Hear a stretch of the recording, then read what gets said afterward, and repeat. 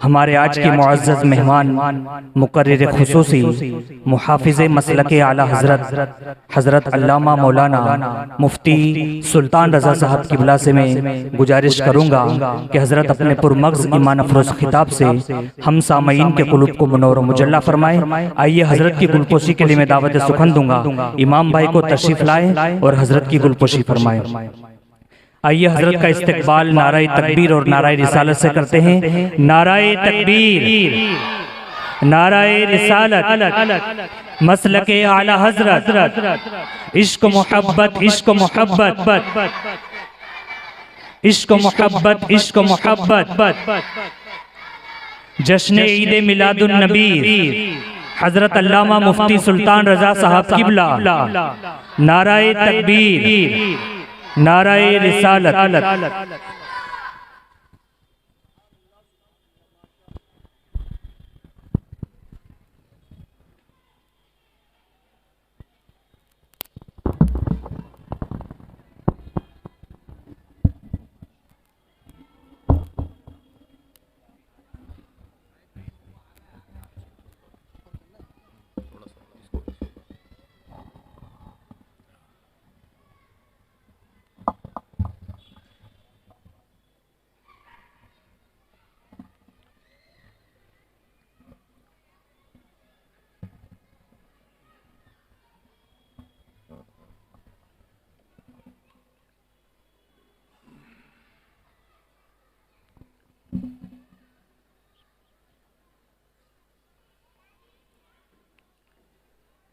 अस्सलामु अलैकुम व रहमतुल्लाह।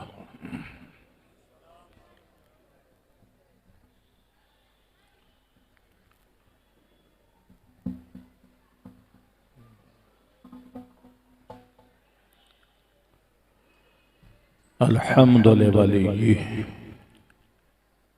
वस्सलातु अला नबी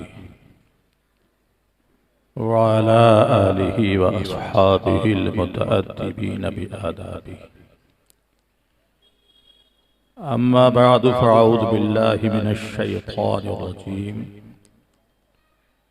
बिस्मिल्लाहिर रहमानिर रहीम। वमा अरसलना मिन रसूलिन इल्ला लियुताअ बिइज़्निल्लाह वलौ अन्नहुम इज़ ज़लमू अनफुसहुम जाऊक फस्तग़फ़िरुल्लाह वस्तग़फ़र लहुमुर रसूल लवजदुल्लाह तव्वाबर रहीमा। सदक़ल्लाहु मौलाना अज़ीम व बल्लगना रसूलुहुन नबियुल अमीनुल करीम व नहनु अला ज़ालिका लमिनश शाहिदीन वश्शाकिरीन वल्हम्दुलिल्लाहि रब्बिल आलमीन।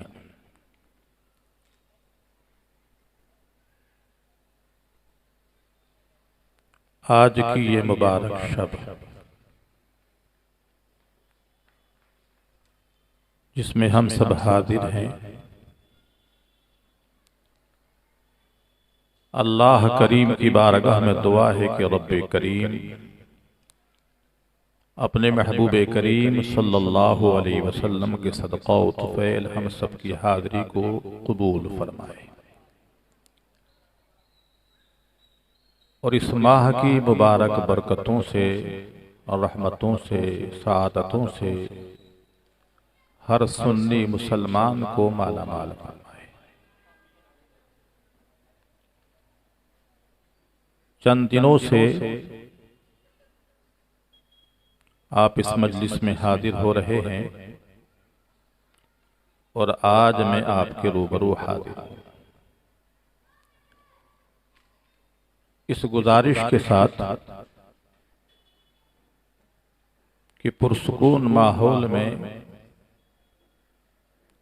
मेरी बातों को आप समाअत करेंगे। इसलिए कि ये महफिलें भी दीन सीखने के लिए होती हैं, ज़रूरियात दीन को जानने के लिए होती है। तो इसमें पुरसुकून माहौल का होना बहुत ज़रूरी है, ताकि मैं आपको बात समझा सकूं और आप उस बात को समझ सकें। आज अफसोस इसी बात पर होता है कि जो लोग राह पर नहीं हैं, उनका ताल्लुक इल्मे दीन से बदाहिर ज्यादा हो गया है, और जो लोग राह पर हैं, सिराते मुस्तकीम पर हैं, ईमान व अकीदे की सेहत पर कायम हैं, उनका ताल्लुक इल्मे दीन से, तालीम इल्मे दीन से बहुत कम हो गया है। यही सबब है कि लोग आसानी के साथ अवामे अहले सुन्नत को अपनी तरफ खींच लेते हैं, और क्योंकि उनका ताल्लुक बदाहिर इल्म से है, तो अहले इल्म को अपने से बआसानी नजदीक कर लेते हैं। ये तो हर मुसलमान जानता है कि इस्लाम ही वो वाहिद मजहब है कि जिसने अपने मानने वालों पर तालीम इल्मे दीन को फर्द फरमाया है। इसीलिए इस्लाम में जिहालत उज़्र नहीं है। अक्सर लोग ये कह देते हैं कि हम तो अनपढ़ हैं, हम तो जानते नहीं हैं, और समझते हैं कि हमारी ये कैफियत, हमारी ये हालत हमारे लिए उज़्र बन जाएगी, मगर ये उज़्र नहीं है। इसलिए कि इस्लाम में सबसे पहला फर्ज है तालीम इल्मे दीन को हासिल करना, ताकि कोई ये ना कह सके अल्लाह की बारगाह में, ए अल्लाह मैं जानता ना था। एक रिवायत में तफसीलन यूं बयान किया गया है कि एक मुजरिम को जब अल्लाह की बारगाह में खड़ा किया जाएगा, हाजिर किया जाएगा, तो अल्लाह करीम उससे फरमाएगा, ए मेरे बंदे तूने ये गुनाह क्यों किया? बंदा अर्ज करेगा, मौला मैं जानता ना था। रब्बे करीम फरमाएगा, क्या जनाने वाले मौजूद न थे? अर्ज करेगा, मौला थे, मगर दुनियावी मसरूफियतों के सबब, दुनियावी मशगूलियतों के सबब मैं हाजिर ना हो सका। आइए तशरीफ, और मैं तेरी बातों को ना जान सका, ना सीख सका। तो रिवायत में आता है कि अल्लाह करीम फरमाएगा, ऐ मेरे बंदे, मेरी बातों को जानने के लिए तेरे पास वक्त न था, तो मेरी बारगाह में भी तेरे लिए कुछ नहीं है। फरिश्तों, इसे दाखिल जहन्नम कर दो। तो इस्लाम में जिहालत उज़्र नहीं है। इसीलिए सरकार फरमाते हैं, ज़म्बुन आलिम ज़म्बुन वाहिद व ज़म्बुल जाहिली ज़म्बान। आलिम का गुनाह सिर्फ एक गुनाह होता है, और जाहिल का, ना जानने वाले का गुनाह डबल गुनाह होता है। इसलिए कि आलिम से क़यामत के दिन सिर्फ एक ही सवाल होगा, तूने ये गुनाह किया, और जाहिल से डबल सवाल होगा, तूने जाना क्यों नहीं फिर किया। हालांकि हकीकत में बाएतबारे कमियत अगरचे जाहिल का गुनाह डबल गुनाह है, मगर बाएतबारे कैफियत आलिम का एक गुनाह भी जाहिल के डबल गुनाह से ज्यादा भारी है।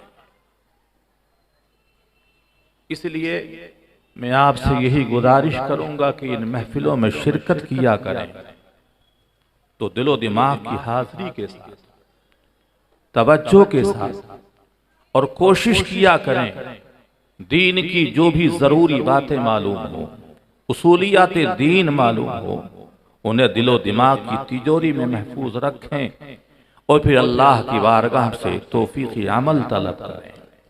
इंशाअल्लाह अगर बाअमल हो गए तो दुनिया भी कामयाब और आखिरत भी कामयाब होगी। ये तमहीदी गुफ्तगू मैंने आपसे अर्ज की है। अब इससे पहले कि मैं कुछ और आगे बढ़ूं, इंतहाई खुलूस व मोहब्बत के साथ बारगाह रसूल करीम सल्लल्लाहु अलैहि वसल्लम में हदियाए दुरूदो सलाम पेश फरमाए। पढ़ें अल्लाहु रब्बु मुहम्मदिन सल्लल्लाहु अलैहि वसल्लम नहनु इबादु मुहम्मदिन सल्लल्लाहु अलैहि वसल्लम। हम सबका परवरदिगार इरशाद फरमाता है, वमा अरसलना मिर रसूलिन इल्ला लियुता बिइज़्निल्लाह। हमने कोई रसूल न भेजा मगर इसलिए कि अल्लाह के हुक्म से उसकी इताअत की जाए, उसे मुतियो उसको मुता बनाया जाए, उस रसूल व नबी की इताअत व फरमा बरदारी की जाए।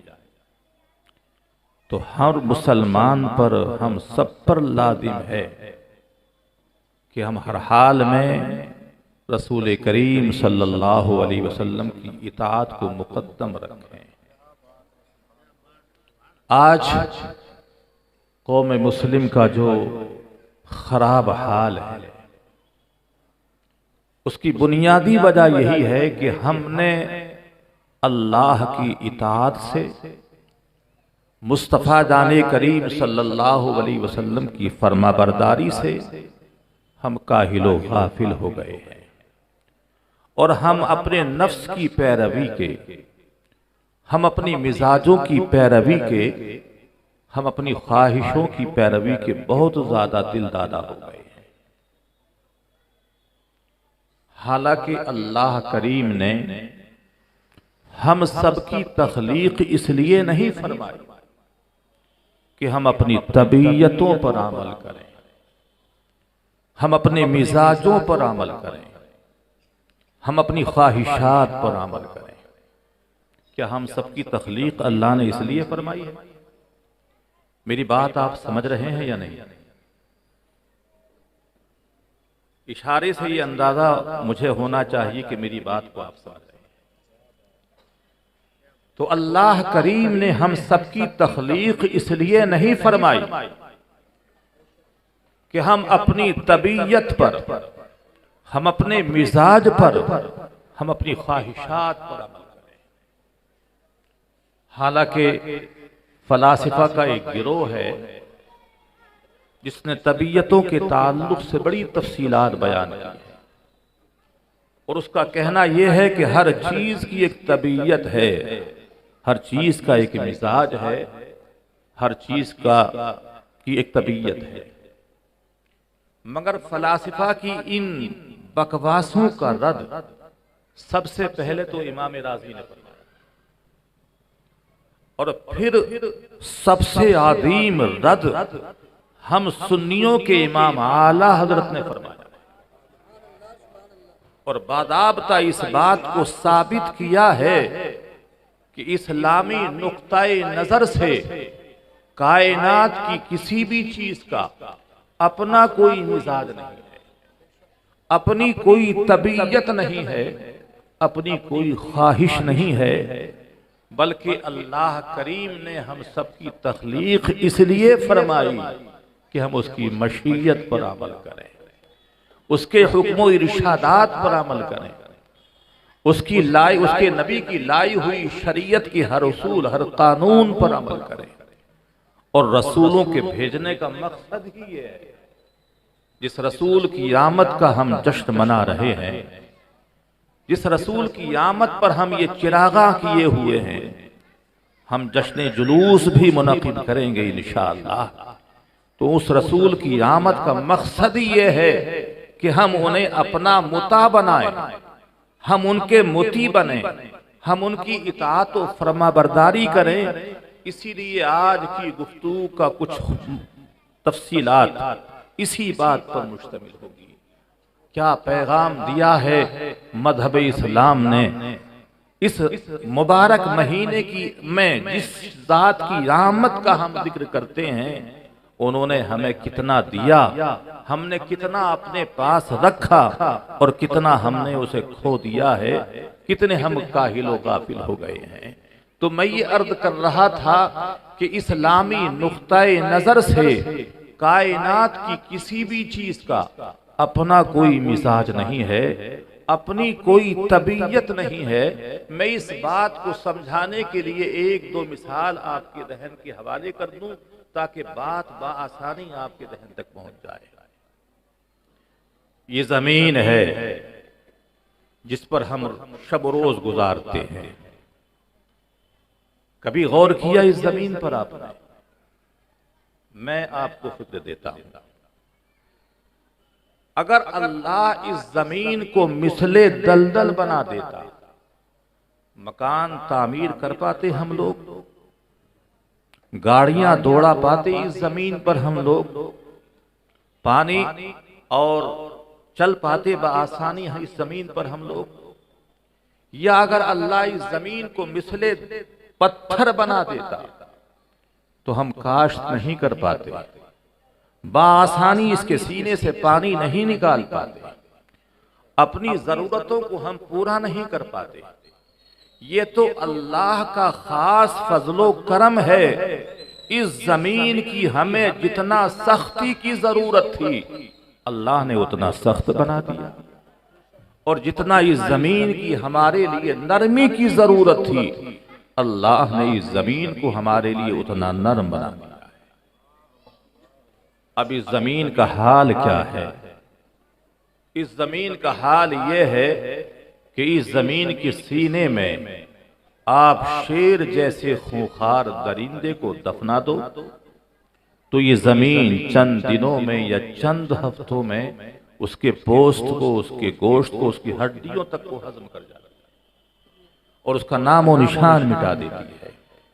हाथी जैसे डील डोल रखने वाले जानवर को इस जमीन की आगोश के हवाले करो तो ये जमीन उसे भी चंद दिनों में या चंद हफ्तों में खा पी कर खत्म कर देती है। बड़े से बड़ा पहलवान जो इस जमीन की आगोश में गया, इसकी आगोश में जाने के बाद फिर सर न उठा सका, फिर सर न उभार सका, और इस जमीन ने चंद दिनों या चंद हफ्तों में उसे भी हजम कर लिया, खा पी कर उसका भी नामो निशान मिटा दिया।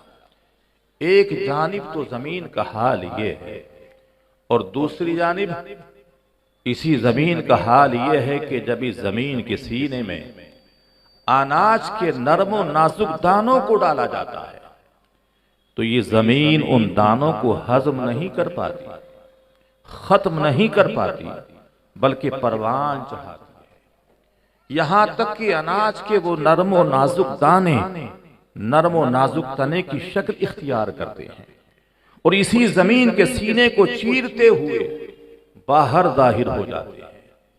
हमने ताज्जुब के साथ इस जमीन से सवाल किया, ए जमीन क्या वजह है कि शेर जैसे खूंखार दरिंदे को तूने खा पी कर खत्म कर डाला, हाथी जैसे डील लोग डोर रखने वाले जानवर को तूने नामो निशान मिटा डाला, बड़े से बड़ा रुस्तमे जमा तेरी आगोश के हवाले किया गया, मगर फिर सर ना उठा सका, फिर सर ना उभार सका, लेकिन और तूने खा पी कर खत्म कर डाला, लेकिन अनाज के नरमो नाजुक दानों को तू ना खा सकी, तू हजम ना कर सकी।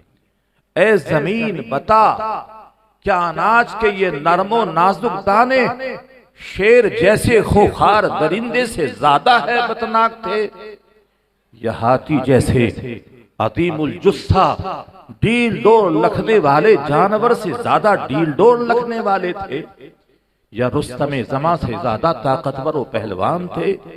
कि तू उन्हें खा पी कर खत्म कर गई और इन्हें हजम ना कर सकी, ना खा सकी, खत्म ना कर सकी।